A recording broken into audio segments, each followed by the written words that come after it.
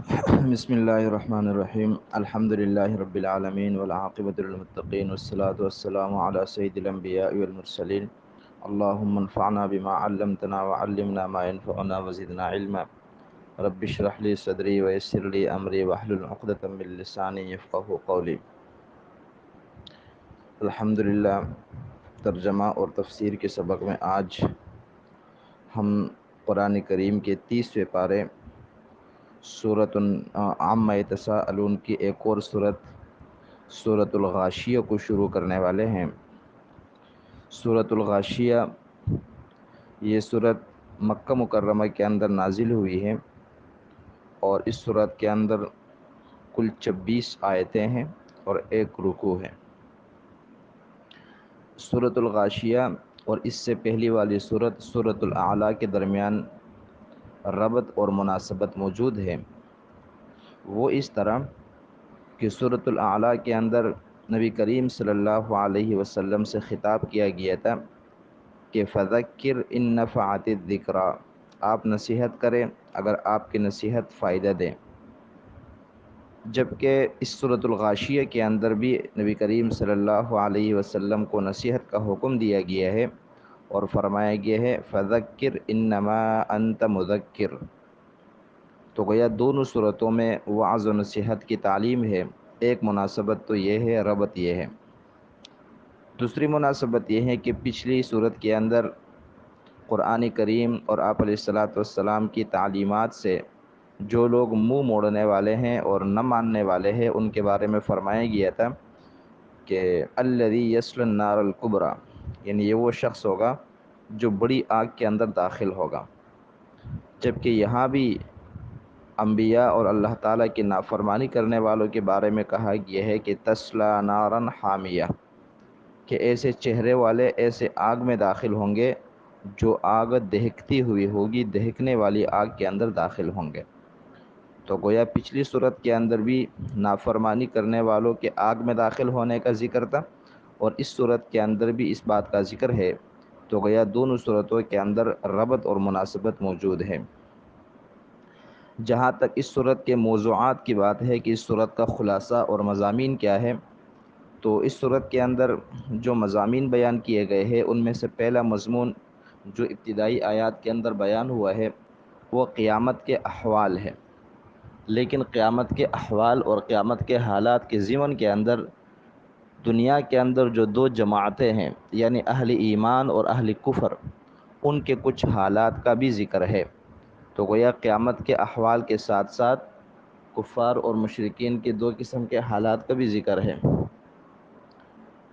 Number دو، دوسرا مضمون جو اس صورت کا ہے وہ مختلف مثالوں کے ذریعے سے انسان کو تنبیہ کی گئی ہے، اور اللہ تعالیٰ نے اونٹ کی، آسمان کی اور زمین وغیرہ کی مثال دے کر انسان کو اس بات کی طرف متوجہ کیا گیا ہے کہ انسان اللہ تعالیٰ کی خلقت اور اللہ تعالیٰ کی قدرت کے اندر غور اور فکر کرے اور انبیاء کی نصیحت کو حاصل کرے۔ جبکہ تیسرا مضمون اس صورت کے اندر جو بیان ہوا ہے وہ نبی کریم صلی اللہ علیہ وسلم کو نصیحت کی تعلیم دی گئی ہے، نصیحت کی تاکید کی گئی ہے، اور نہ ماننے کی صورت میں یعنی اگر مشرکین آپ کی بات نہیں مانتے تو آپ کو تسلی دی گئی ہے کہ آپ کا کام ہے ان کو نصیحت کرنا، اور ماننا یا نہ ماننا یہ آپ چھوڑ دیں، آپ اپنا کام کریں۔ اگر یہ مانتے ہیں تو اس کا بدلہ بھی ملے گا اور نہیں مانتے ہیں تو اس کا بدلہ بھی ملے گا۔ یہ اس صورت کے مضامین ہیں۔ اب ہم اس صورت کا آغاز کرتے ہیں ترجمے سے اور پھر اس کے بعد انشاءاللہ تفسیر پڑھیں گے۔ اعوذ باللہ من الشیطان الرجیم، بسم اللہ الرحمن الرحیم۔ هل اتاک حدیث الغاشیہ، کیا آپ کے پاس خبر پہنچی ہیں الغاشیہ، ڈھانپنے والے کی، چھانے والے کی، یعنی قیامت مراد ہے۔ آپ علیہ الصلاۃ والسلام سے پوچھا جا رہا ہے کہ کیا آپ کے پاس اس دن کی خبر پہنچی ہے جو چھا جانے والی ہے، جو ڈھانپنے والی ہے۔ وجوہ یومئذ خاشعہ، بہت سارے چہرے اس دن خاشعۃ، ذلیل ہوں گے، رسوا ہوں گے۔ عاملۃ ناصبہ، وہ مشقت اٹھانے والے اور تھکے ہوئے ہوں گے۔ عاملۃ یعنی مشقت اٹھانے والے، ناصبہ تھکے ہوئے ہوں گے۔ تصلی نارا حامیہ، ایسے چہرے تسلا داخل ہوں گے نارن حامیہ دہکتی ہوئی آگ کے اندر، یعنی جو چہرے ہوں گے کفار کے مشرکین کے، ایک تو وہ تھکے ہوئے ہوں گے، مشقت برداشت کرنے والے بھی ہوں گے، اور پھر دہکتی ہوئی آگ کے اندر بھی داخل ہوں گے۔ تسقا من عین آنیہ، ان کو پلایا جائے گا ایسے چشمے سے، آنیہ جو چشمہ کھولتا ہوا ہوگا، گویا ان کو کھولتے ہوئے چشمے سے پلایا جائے گا، ان کو پانی جو پلایا جائے گا وہ گرم کھولتے ہوئے چشمے سے پلایا جائے گا۔ تو تسقا انہیں پانی پلایا جائے گا من عین آنیہ کھولتے ہوئے چشمے سے۔ لیس لہم طعام الا من ذریع، نہیں ہوگا ان کے لیے کوئی کھانا سوائے ذریع نامی گھاس کے۔ لیس لہم طعام، نہیں ملے گا ان کو کوئی بھی کھانا، الا من ذریع سوائے ایسے گھاس کے جس کا نام ذریع ہے۔ لا یسمن ولا یغنی من جوع، اس آگ کی خاصیت یہ ہے کہ لا یسمن، نہ تو کھانے والے کو موٹا کر سکتی ہے، ولا یغنی من جوع، اور نہ بھوک میں کسی کام آ سکتی ہے۔ یعنی اس گھاس کو کھانے سے نہ تو کھانے والا موٹا ہوگا اور نہ اس گھاس کے کھانے سے بھوک ختم ہوگی۔ آگے تصویر کا دوسرا رخ ہے، وجوہ یومئذ ناعمہ، بہت سارے چہرے اس دن یعنی قیامت والے دن ناعمہ تر و تازہ ہوں گے، لسعیہا راضیہ، اپنی محنت پر خوش ہوں گے، اپنے کوشش پر خوش ہوں گے، جو دنیا کے اندر نیکی اور اطاعت کی کوشش کی ہوگی اس پر خوش ہوں گے۔ فی جنت عالیہ، وہ عالی شان باغات اور جنت میں ہوں گے۔ فی جنت عالیہ، ایسی جنت میں ہوں گے، عالیہ جو عالی شان ہے، بلند مرتبے والا ہے۔ لا تسمع فیہا لاغیہ، نہیں سنیں گے اس جنت کے اندر کوئی بیہودہ بات۔ تو یہ اس جنت کی خاصیت ہے کہ اس جنت کے اندر وہ کسی قسم کی بیہودہ بات نہیں سنیں گے۔ اس آیت سورت کی جو پہلی آیت ہے جس میں اللہ تعالیٰ نے نبی کریم صلی اللہ علیہ وسلم سے خطاب فرما کر سوال کیا ہے، اعوذ باللہ من الشیطان الرجیم، هل اتاک حدیث الغاشیہ، کہ کیا آپ کے پاس اس دن کی خبر پہنچی ہے جو دن ڈھانپنے والا ہے، جو دن چھا جانے والا ہے۔ یہاں پر غاشیہ سے کیا مراد ہے؟ تو بعض مفسرین فرماتے ہیں کہ ایک تو یا تو اس سے جہنم کی آگ مراد ہے، اس لیے کہ جہنم کی جو آگ ہوگی وہ بھی تمام کفار، تمام مشرکین اور تمام نافرمانوں کو جو ہے نا وہ ڈھانپ لے گی اور ان کے اوپر چھا جائے گی۔ لیکن چونکہ آگے مومنین کے حالات کا بھی ذکر ہے، اہل ایمان کے صفات کا بھی ذکر ہے، تو اس لیے اکثر مفسرین فرماتے ہیں کہ اس سے قیامت کا دن مراد ہے، کہ کیا آپ کے پاس قیامت کے حالات کے بارے میں خبر پہنچی ہیں۔ آگے خود ہی جو ہے نا اللہ تعالیٰ نے پھر قیامت کے حالات بیان فرمائے ہیں، چنانچہ فرمایا وجوہ یومئذ خاشعہ، بہت سارے چہرے اس دن ذلیل ہوں گے، رسوا ہوں گے۔ یعنی چونکہ یہ وہ لوگ تھے کفار اور مشرکین جنہوں نے دنیا میں اللہ تعالیٰ کے سامنے عبادت کو اپنی تذلیل سمجھا، دنیا میں اللہ کے سامنے سجدہ کرنے کو اپنی ذلت سمجھا، تو قیامت کے دن اس کا انجام، اس کا بدلہ یہ ہوگا کہ وہاں ان کے چہروں کے اوپر ذلالت اور رسوائی چھائی ہوئی ہوگی۔ حاملۃ ناصبہ، یہ ان کے چہروں کے بارے میں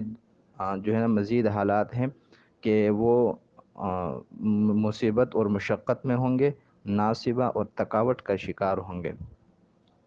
ویسے تو عمل کرنے کی جگہ دنیا ہے، آخرت نہیں ہے، تو اس لیے یہاں پر دنیا میں ان کی حالت یہ تھی کہ عمل تو بہت کرتے تھے، مشقت تو بہت اٹھاتے تھے، تھکاوٹ تو بہت برداشت کرتے تھے، لیکن چونکہ عقیدہ خراب تھا، چونکہ دین ان کا جو دل کے اندر ایمان موجود نہیں تھا، تو اس لیے اتنی مشقت، اتنی تھکاوٹ کے باوجود بھی آخرت کے اندر کوئی بدلہ نہیں ملے گا۔ لہذا اس سے مراد وہ تمام کے تمام جو ہے نا کفار اور مشرکین ہے جو اپنے گمان کے مطابق عبادت بھی کرتے ہیں، مشقت بھی اٹھاتے ہیں، معبودان باطلہ کو بھی پکارتے ہیں، لیکن آخرت میں ثواب کچھ نہیں ملے گا عقیدے کے خراب ہونے کی وجہ سے۔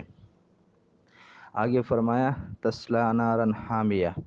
کہ وہ داخل ہوں گے ایسی آگ میں، حامیہ جو آگ دہکنے والی ہوگی۔ ویسے حامیہ کا معنی تو گرم کے ہیں، لیکن چونکہ ہر آگ کی طبیعت اور فطرت وہ گرم ہے، کہ آگ تو ہوتی ہی گرم ہے، تو اس لیے حامیہ کا معنی صرف گرم ہونے کے نہیں ہے، بلکہ وہ آگ جو زیادہ گرم ہونے کی وجہ سے دہک رہی ہوگی، بھڑک رہی ہوگی۔ تو گویا وہ جو آخرت اور جہنم کی آگ ہے اس کو دنیا کی آگ کے مقابلے میں جو ہے نا اس کی شدت بیان کی ہے کہ وہ دنیا کی آگ کی طرح نہیں ہے جو کچھ دیر کے بعد بجھ جاتی ہے، بلکہ وہ دہکنے والی آگ ہوگی۔ تسقا من عین آنیہ، مختلف قسم کے عذاب، مختلف قسم کی تکالیف اور جہنم کی گرمی جب ان کو لگے گی تو پھر ان کو پیاس لگے گی، پیاس لگے گی تو پانی طلب کریں گے، تو پانی ان کو جو پلایا جائے گا من عین آنیہ، ایسے چشمے سے جو چشمہ کھولتا ہوا ہوگا۔ چنانچہ روایت میں آتا ہے کہ جب وہ پانی کا برتن ان کے چہروں کے سامنے کیا جائے گا تو ان کے چہرے کی کھال اس کے اندر گر جائے گی، اور جب وہ پیٹ کے اندر چلا جائے گا تو جو آنتیں ہیں، جو پیٹ کے اندر کی چیزیں ہیں، وہ ساری کی ساری باہر آ جائے گی، کیونکہ وہ کھولتے ہوئے چشمے کا پانی ہوگا۔ لیس لہم طعام الا من ضریع، وہاں بھوک کی شکایت ہوگی، بھوک لگے گی تو وہاں ان کو کھانے کے لیے کچھ بھی نہیں ملے گا سوائے ایک گھاس کے جس کو ضریع کہا جاتا ہے۔ یہ جو آگ ہے یہ ایک کانٹے دار قسم کی جو ہے نا وہ گھاس ہوا کرتی تھی۔ عرب کے اندر لوگ اونٹوں کو اور جانوروں کو کھلایا کرتے تھے، لیکن جب یہ آیت نازل ہوئی کہ وہ جو آگ ہے، وہ جو گھاس ہے، وہ ان کو کھانے کے لیے ملے گی، تو مشرکین مکہ کو اس پر اشکال ہوا اور شبہ ہوا کہ دنیا میں ہم جب یہ گھاس اپنے اونٹوں کو کھلاتے ہیں تو اونٹ تو موٹے ہو جاتے ہیں، ان کی بھوک بھی ختم ہو جاتی ہے۔ تو اگلی آیت میں اس کا جواب دیا، لا یسمن ولا یغنی من جوع، وہ دنیا کے گھاس کی طرح نہیں ہے، کیونکہ اس گھاس کے کھانے سے نہ تو اہل جہنم موٹے ہوں گے، صحت مند ہوں گے، اور نہ ان کی بھوک ختم ہوگی۔ یہاں تک تو کفار اور مشرکین کے حالات کا ذکر تھا۔ آگے اہل ایمان کے حالات کا ذکر ہے، وجوہ یومئذ ناعمہ، بہت سارے چہرے اس دن تر و تازہ ہوں گے، ان کے چہروں پر ایمان کی، اللہ کی اطاعت کی، رسولوں کے فرمانبرداری کی تر و تازگی ہوگی اور اس کی چمک ہوگی۔ لسعیہا راضیہ، اور وہ اپنی محنت پر، اپنے عمل پر خوش ہوں گے، راضی ہوں گے، یعنی دنیا میں جو انہوں نے اللہ کی عبادت کی، نبی کریم صلی اللہ علیہ وسلم کی اطاعت کی، اللہ کے فرامین پر، قرآن پر، حدیث پر، سنت پر عمل کیا، تو اپنے اس عمل پر خوش ہوں گے، مطمئن ہوں گے، اور اللہ ان کو جو بدلہ دے گا اس پر راضی ہوں گے۔ فی جنت عالیہ، اور ایسی جنت میں ہوں گے جو جنت عالی شان ہے۔ جنت تو جنت ہی ہے، اس کے اندر ساری صفت آ گئی تھی، لیکن عالیہ سے اس کی مزید جو ہے نا خوبی بیان کی کہ وہ ایک عالی شان جنت کے اندر ہوں گے۔ کیسی جنت؟ لا تسمع فیہا لاغیہ، جس جنت کے اندر کسی بھی قسم کی بیہودہ بات نہیں سنیں گے، کیونکہ جنت کے اندر جب جنتی جائیں گے تو ہر جنتی اپنے اہل و عیال کے ساتھ، چاہے دنیا کے اہل و عیال ہو یا آخرت کے اہل و عیال ہو، ان کے ساتھ مصروف ہوگا، خوشیوں کے اندر، خوش گپیوں کے اندر۔ تو اس لیے وہاں پر کوئی بھی جنتی جو ہے وہ بیہودہ قسم کی، فضول قسم کی باتیں نہیں سنے گا، بلکہ یا تو وہاں پر جو ہے نا وہ ذکر اذکار ہے جو لوگ لذت کے لیے کریں گے، عبادت کے لیے نہیں، کیونکہ آخرت عبادت کی جگہ نہیں ہے۔ تو اس لیے فرمایا کہ لا تسمع فیہا لاغیہ، وہاں پر جنتی لوگ جو ہے وہ کسی قسم کے بیہودہ بات نہیں سنیں گے۔ یہ ابتدائی 10 آیات کا ترجمہ اور ان کی تفسیر ہو گئی ہے، اور اس کے بعد جو اگلی 16 آیتیں ہیں انشاءاللہ کل ہم ان کا ترجمہ کریں گے اور پھر اس کے بعد ان کی بھی تفسیر کریں گے۔